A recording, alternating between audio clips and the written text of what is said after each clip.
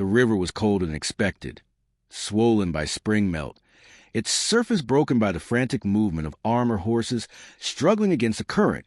Macedonian cavalrymen leaned forward in their saddles, shields angled, spears raised, water climbing toward their chests as arrows and javelins cut down into them from the far bank. On the opposite side, Persian satraps waited on high ground, their cavalry formed in depth, infantry behind them, confident that no rational commander would attempt a frontal river crossing under fire.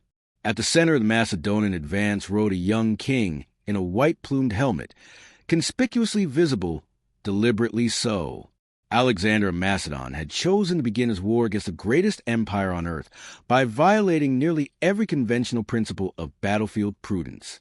This moment at the Granicus River in 334 BC was not the act of an impulsive youth chasing glory. It was a calculated psychological strike. Alexander understood that wars were not decided solely by numbers or terrain, but by belief, by which side trusted its commander enough to follow him into apparent suicide. He crossed first because he had to. Macedonian doctrine, inherited from his father Philip II, depended on cohesion, timing, and absolute confidence in leadership. If the king hesitated, the army fractured. If the king advanced, the army followed. Macedon, on the eve of Alexander's campaign, was not a superpower. It was a hardened, militarized state forged by necessity, surrounded for generations by enemies who dismissed it as semi-barbarian. Philip II had transformed this weakness into strength by creating a professional army built around the Sarissa phalanx, 6-meter pikes wielded by drilled infantry whose purpose was not individual heroics, but collective pressure. The phalanx fixed the enemy. Cavalry destroyed him. Light infantry screened, disrupted, and exploited terrain.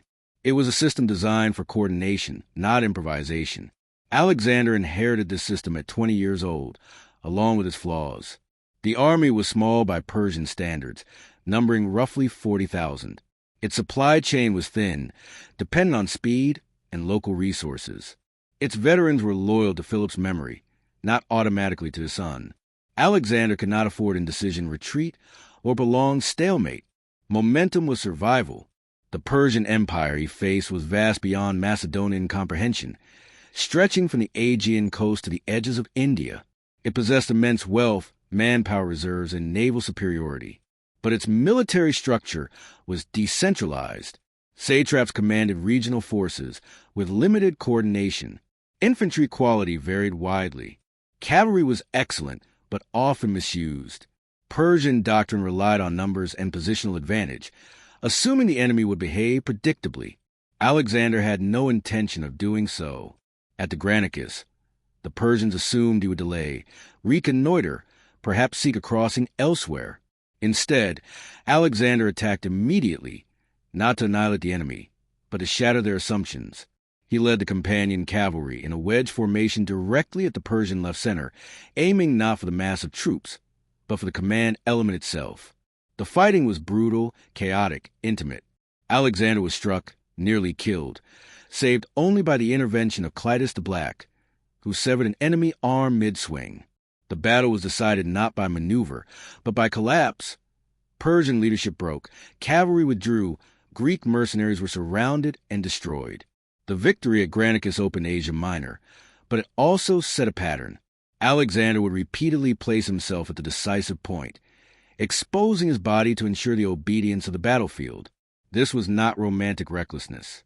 In ancient warfare, morale was decisive. Seeing the king bleed and continue fighting stabilized formations under stress. It prevented panic. It bought seconds in Sakan's decided battles. As Alexander advanced south along the Anatolian coast, his operational method became clear. He avoided unnecessary sieges, secured ports to deny Persian naval resupply, and presented himself as a liberator to Greek cities while quietly dismantling their autonomy. Garrisons were installed. Loyalty was conditional. Speed mattered more than consolidation. The real test came at Issus in 333 BC. There, for the first time, Alexander faced the Persian great king himself, Darius III. The terrain was restrictive, a narrow coastal plain bounded by mountains and sea, neutralizing Persian numerical advantage. Alexander recognized this instantly. He anchored his left, reinforces right, and again targeted the Persian center. The battle followed a familiar rhythm. Failing to engage, cavalry struck, command cohesion collapsed. Darius fled. The empire cracked psychologically, if not yet territorially. Issus elevated Alexander from invader to existential threat. It also introduced a new problem. With each victory, the cost mounted. Casualties accumulated among irreplaceable veterans. The army marched farther from home. Supply lines stretched. Alexander's personal authority grew absolute, but isolation grew with it. He could not stop. To pause was to invite rebellion behind him and recovery ahead. The campaign shifted from maneuver warfare to siege warfare, a domain where Macedon had limited experience. At Tyre, a fortified island city with sea access, Alexander faced resistance that could not be bypassed. The 7-month siege that followed was an exercise in engineering under fire. A causeway was built across open water, while defenders launched missiles, fired ships, and counterattacks. Alexander adapted, assembling a fleet from captured ports, integrating naval operations into his previously land-focused doctrine. When Tyre fell, it was annihilated. The message was clear: resistance would be punished without restraint. This brutality marked a transition. The war was no longer framed as a campaign of Greek revenge against Persia. It was imperial enforcement. Cities were no longer partners. They were subjects. Alexander's army noticed. Discipline hardened. Dissent was suppressed. Egypt offered respite, legitimacy, and symbolism. Alexander was crowned pharaoh, consulted oracles, founded Alexandria as a logistical and administrative hub. These were not diversions. They were strategic acts of consolidation, ensuring supply, intelligence flow, and long-term control. But the army did not linger. Darius still lived. The decisive confrontation came at Gaugamela in 331 BC. Darius chose the battlefield, flattening terrain to maximize chariot and cavalry effectiveness. Persian forces dwarfed the Macedonians. Alexander studied the field and refused symmetry. He advanced obliquely, stretching the Persian line, forcing them to react. When a gap opened near the Persian center, Alexander struck with precision, not mass. Darius fled again. The empire effectively ceased to function as a unified entity. From this point, Alexander faced no peer adversary. Only distance, terrain, and human limits remained. His push east into Central Asia and India became less about strategy and more about endurance. New enemies used guerrilla tactics. War elephants disrupted formations. Monsoons destroyed logistics. At the Hyphasis River, the army refused to go further.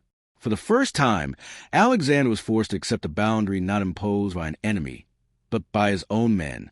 He would never recover the momentum of the early campaign. He died in Babylon at 32, leaving no clear successor, no stable administrative system. His empire fragmented almost immediately, yet his military legacy endured. Combined arms integration, speed as a strategic weapon, leadership from the decisive point, psychological dominance through initiative. These principles will be studied by Roman generals, Renaissance commanders, and modern military academies. Alexander was not invincible. He was not restrained. He was, above all, transformative. Whether that makes him the greatest general in history remains a question shaped by what one values more, brilliance or sustainability, victory or restraint. Victory at Gaugamela should have ended the war. From a strategic standpoint, the Persian Empire no longer existed as a functioning military system. Its command authority had collapsed. Its treasury lay exposed. Its satraps were already hedging their loyalties. For most commanders in antiquity, this would have been the culmination, the moment to consolidate, secure borders, and rule. For Alexander, it became the most dangerous phase of the campaign. With Babylon, Susa, and Persepolis falling in sequence, Alexander gained access to unimaginable wealth. Persian gold paid Macedonian soldiers, funded new units, and absorbed former enemies into his ranks. On paper, this solved the manpower problem. In reality, it introduced a far more complex one: cohesion. The army that had crossed the Hellespont as a compact, Culturally unified force was now an expanding imperial instrument filled with Persians, Greeks, and mercenaries whose loyalty was contractual rather than emotional. Alexander attempted to bind them through policy and symbolism, adopting Persian dress, court rituals, and administrative structures. To his Macedonian veterans, this felt less like adaptation and more like betrayal. The campaign shifted eastward into Bactria and Sogdiana, regions defined not by open plains but by mountains, deserts, and decentralized resistance. There were no decisive battles here, no enemy king whose defeat ended the war. Instead, Alexander faced mobile insurgents who avoided pitched combat, attacked supply lines, and vanished into terrain that nullified phalanx tactics. This was a form of warfare Macedon had not been designed for. Alexander adapted ruthlessly. He broke his army into smaller, faster columns, relied heavily on intelligence networks, and employed terror as a control mechanism. Villages suspected of aiding resistance were destroyed. Hostages were taken. Local elites were co-opted or eliminated. These methods worked tactically but deepened moral fractures within the army. The campaign dragged on for years, grinding down discipline and trust. It was during this phase that Alexander's command style began to change. The early war had been defined by shared hardship and visible leadership. Now, distance grew between the king and his men. Persian nobles filled senior positions. Macedonian officers who questioned policy were sidelined, or worse. The execution of Philotas and the murder of Parmenion, one of the army's most experienced generals, sent a clear message. Dissent would not be tolerated, regardless of past service. The killing of Clitus the Black marked a psychological breaking point. Drunk, enraged by criticism, Alexander struck down the man who had saved his life at the Granicus. The incident was not an aberration. It was the product of accumulated strain, unchecked authority, and isolation at the top. Alexander was no longer merely leading the army. He was ruling it, and fear had begun to replace loyalty as a stabilizing force. Despite this, the army followed him into India in 327 BC, driven by momentum, obligation, and the absence of any clear alternative. The subcontinent presented an entirely new operational environment.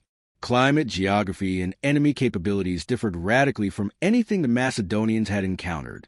Rivers were wider, forests were denser. Local rulers commanded war elephants, mobile shock platforms capable of breaking infantry formations through sheer mass and terror. At the Hydaspes River, Alexander faced King Porus, a commander who understood his terrain and leveraged it effectively. Alexander conducted a complex night maneuver, crossing upstream during a storm to achieve surprise. The battle that followed was tactically brilliant and brutally costly. Elephants inflicted severe casualties before being neutralized. Macedonian cavalry again proved decisive. Porus was defeated, but not destroyed. Alexander reinstated him as a subordinate ruler, recognizing the limits of occupation without cooperation. This decision revealed a commander still capable of strategic restraint. Yet the army was nearing exhaustion. Years of continuous campaigning, monsoon exposure, and unfamiliar enemies had eroded morale. At the Hyphasis River, Alexander announced his intention to march farther east, toward lands rumored to hold even greater armies and riches. This time, the army refused. The mutiny was quiet, disciplined, and final. Veterans stood their ground not out of cowardice, but out of calculation. They had reached the edge of endurance. Alexander argued, pleaded, isolated himself in his tent for days. Nothing changed. For the first time in his career, he was forced to yield. The return march through the Gedrosian desert was catastrophic. Poor planning, overconfidence, and environmental extremes killed thousands. It was a logistical failure on a scale unmatched by his battlefield successes. The army that emerged in Persia was a shadow of the force that had conquered it. In Babylon, Alexander began planning anew: naval expeditions, administrative reforms, Western campaigns. But the body that had sustained years of wounds, stress, and excess finally failed. He died in 323 BC, leaving no clear succession plan, only a question reportedly answered with a single word: to the strongest. The empire fragmented almost immediately. His generals, brilliant commanders in their own right, lacked the unifying authority Alexander had embodied. Wars of succession followed. Borders shifted. What remained was not a state, but an influence. Alexander's true legacy was not territorial. It was methodological. He demonstrated that speed could substitute for numbers, that morale could outweigh logistics in the short term, and that decisive leadership at the point of contact could shatter larger forces. He also demonstrated the cost of unbounded ambition, an empire without structure, a command system dependent on a single will. Modern military professionals study Alexander not to emulate him wholesale, but to understand him. His victories are case studies in operational art. His failures are warnings about sustainability, command climate, and the dangers of conflating personal destiny with strategic necessity. Whether Alexander the Great deserves the title of the greatest general in history depends on the criteria applied. If greatness is defined by battlefield dominance and innovation under pressure, his record is unmatched. If it is defined by long-term stability and institutional legacy, the verdict becomes far less certain. When Alexander returned to Babylon, the city functioned as the nerve center of a new world order that existed largely in his mind. Administratively, the empire was fragile. Militarily, it was exhausted. Politically, it was held together by a single presence. The wars were over, but the strain of command had not lifted. Alexander immediately began issuing orders for new campaigns. Arabia, expanded naval operations in the Persian Gulf, deeper integration of East and West through forced cultural fusion. These plans were not fantasies. They reflected the same strategic logic that had carried him from the Hellespont to India. Initiative prevents stagnation. Stagnation invites collapse. Yet this time, the army was no longer the instrument it had been.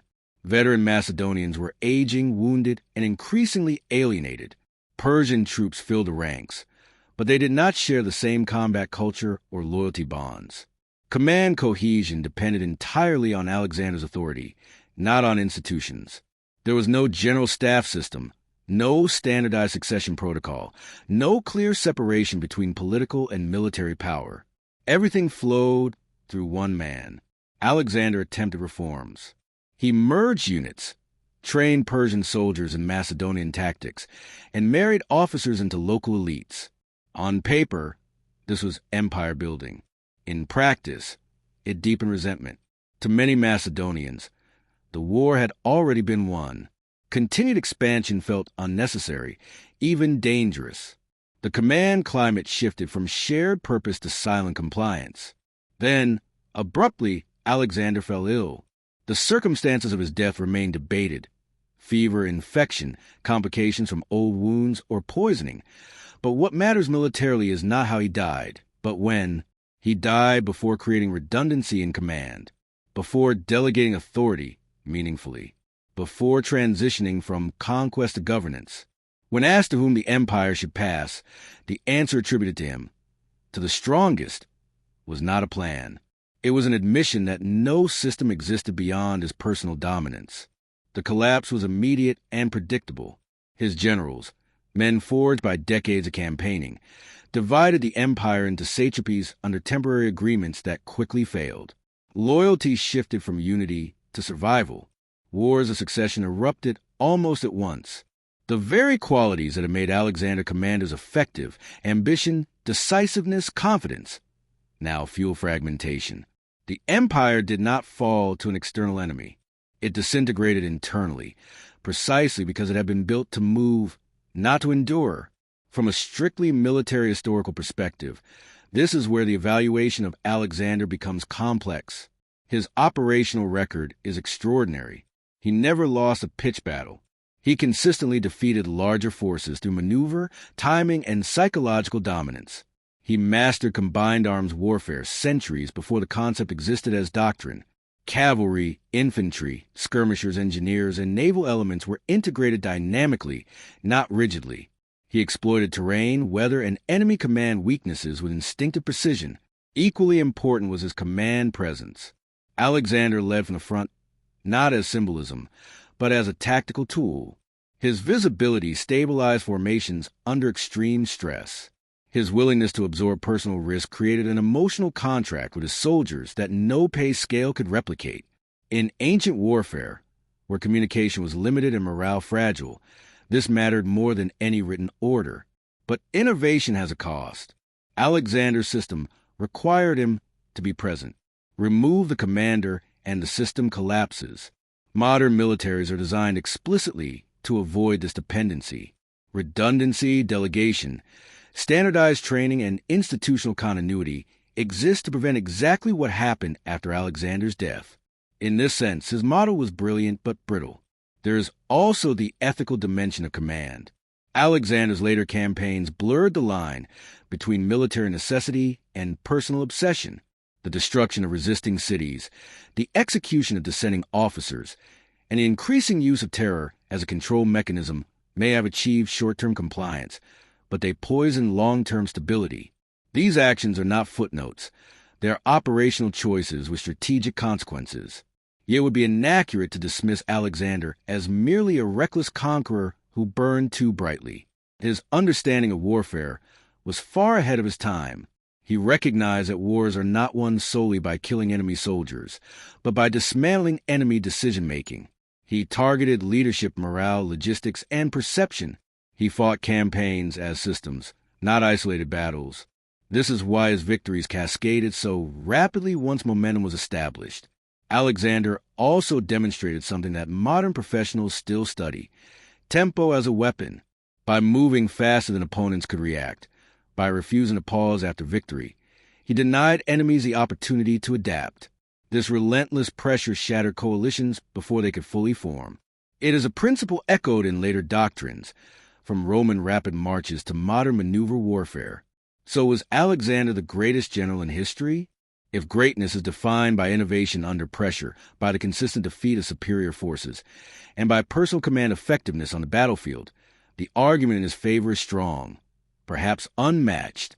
If greatness is defined by sustainability, restraint, and the creation of enduring military institutions, then his record is far less convincing. His empire did not survive him. His system could not function without him. What remains undeniable is his influence. Every serious study of command, from Roman legions to Napoleonic Corps to modern staff colleges, engages with Alexander's campaigns, not to idolize him, but to dissect him, to learn what works and what fails when ambition outpaces structure. Alexander the Great was not a mythic hero, nor merely a destroyer. He was a commander operating at the limits of human endurance, intellect, and control. His victories reshaped the ancient world. His failures remind us that even the most brilliant battlefield commander cannot escape the requirement of governance, discipline, and succession. History does not offer clear verdicts, only evidence. And Alexander's record remains one of the most formidable ever written in blood, steel, and consequence. If this story made you question what greatness in war truly means, whether it lies in conquest, command, or restraint, then stay with the channel, because these are the questions that define military history.